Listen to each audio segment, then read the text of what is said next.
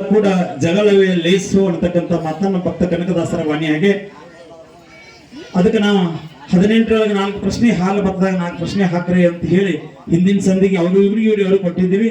ಇವ್ರ ಪ್ರಶ್ನೆ ಸಿಕ್ಕಾವು ಸರ್ ನೋಡ್ಬಿಡಿ ಅಂತ ಬಂದಾರ. ನಮ್ಮ ಟೈಮಿಂಗ್ 5 ಗಂಟೆ ತಕ ಅದ. 5 ಗಂಟೆ ತಕ ಇನ್ನುಳಿದ ಯಾವ ಪ್ರಶ್ನೆಗಳು ಸಿಕ್ಕರೂ ನಾವು 5 ಗಂಟೆಗೆ ನಿರ್ಣಯ ಕೊಡ್ತಾ ಇದೀವಿ ಪುಸ್ತಕನ ನೋಡಿ.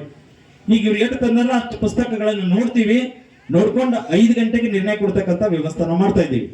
ಈಗ ತಮ್ಮ 5 ಪ್ರಶ್ನೆ ಕೊಟ್ಟಿ ಉತ್ತರ 4 ಪ್ರಶ್ನೆ 18ರಾಗಿನೂ 4 ಪ್ರಶ್ನೆ. ಉತ್ಸಲ ಮತ್ತು ಏನಲ, ಉತ್ಸಲ ಮತ್ತು ವಿಠಲ ಇಬ್ಬರ ದೈತರು ಬ್ರಹ್ಮದೇವರ ವರದಿಂದ ಉನ್ನತರಾಗಿದ್ದರು. ಇದು ನಾರದ ಮಹಾಪುರಾಣ 598ರೊಳಗೆ ಉತ್ತರ ಕೊಟ್ಟಾರ. ಈ ಪ್ರಶ್ನೆಗೆ ಅವ್ರು ಹಾಕಿದಾರ ಪ್ರಶ್ನೆ ಅದು ವಿಠಲ ಬಿಟ್ಟ ಬ್ಯಾರೆ ಐತೆ ಏನೈತೆ ಅವ್ರ ಪುರಾಣದೊಳಗೆ ನೋಡಿ ನಾವು ಏನ್ ಮಾಡ್ತೇವೆ ಅಂದ್ರೆ ಉತ್ತರನ್ನ ಸರಿ ಅಂತ ಹೇಳ್ತಾ ಇದೀವಿ. 1ನೇ ದಿನ 2ನೇದು ಕೊಡು.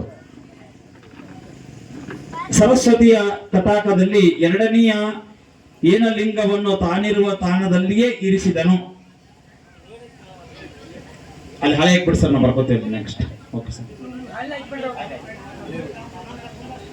ರೇವತಿಯ ತಲೆಯ ಮೇಲೆ, ರೇವತಿಯ ತಲೆ ಮೇಲೆ ಏನೇಶ್ವರ ಅದ. ರೇವತಿಯ ತಲೆ ಮೇಲ ಪರಮೇಶ್ವರ ತನ್ನ ವರದ ಹಸ್ತ ಇಟ್ಟ.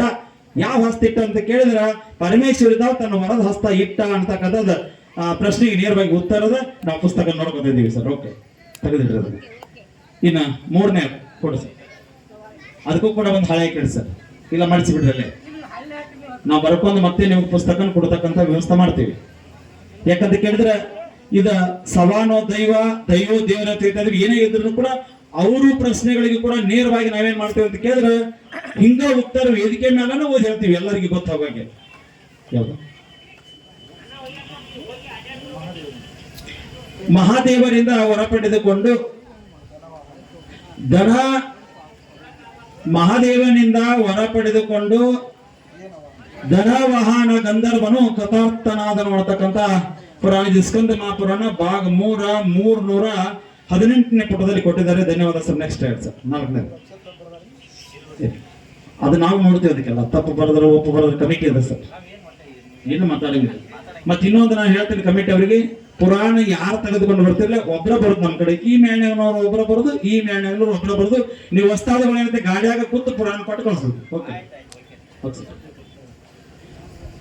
ಸರಸ್ವತಿಯ ತಟಾಕದಲ್ಲಿ 2ನೆಯ ಏನಲಿಂಗವನ್ನು ತಾನಿರುವ ತಾಣದಲ್ಲಿ ಇರಿಸಿದನು. ಸರಸ್ವತಿಯ ತಟಾಕದಲ್ಲಿ 2ನೆಯ ಏನಲಿಂಗ ಅಂದ್ರೆ ಬ್ರಹ್ಮಲಿಂಗವನ್ನು ತಾನಿರುವ ತಾಣದಲ್ಲಿ ಇರಿಸಿದನು ಅಂತಕ್ಕಂಥದಕ್ಕೆ ಉತ್ತರ ಕೊಟ್ಟಿದ್ದೀರಿ ಸರಿ. ಇಡಿ ಸರ್. ಇನ್ನು ದಿಮ್ಮ ಹಾಕಿ ದೇವರ ಕರೆದು ಉತ್ತಮ ರೀತಿಯಿಂದ ಹಾಡಿಕೆ ಮಾಡಿ ಜನರನ್ನ ರಂಜಿಸ್ತಕ್ಕಂಥ ಕೆಲಸ ಬಸವರಾಜ್ ನಿನಗೆ ಬಿಟ್ಟಾರ. ಪುರಾಣದ ಅವ ತಗೊಂಡ ಹಾಡಿಕೆ ನೀನು ಕೊಟ್ಟಾನ. ತಮ್ಮ ನೀ ಏನ್ ಮಾತಾಡಿ ಇವತ್ತ ಏನ್ ಹೇಳಿಕೆ ಮಾಡ್ತೀನಿ ಮಾಡು ಇವತ್ತು ದಿನ ಕೊಟ್ಟು ನಾವು ಹೋಗ್ಲಿ ಬಸವ. Okay sir. ದಿಮ್ಮ ಹಾಕ್ಬೇಕಂತ ತಮ್ಮಲ್ಲಿ ವಿನಂತಿ.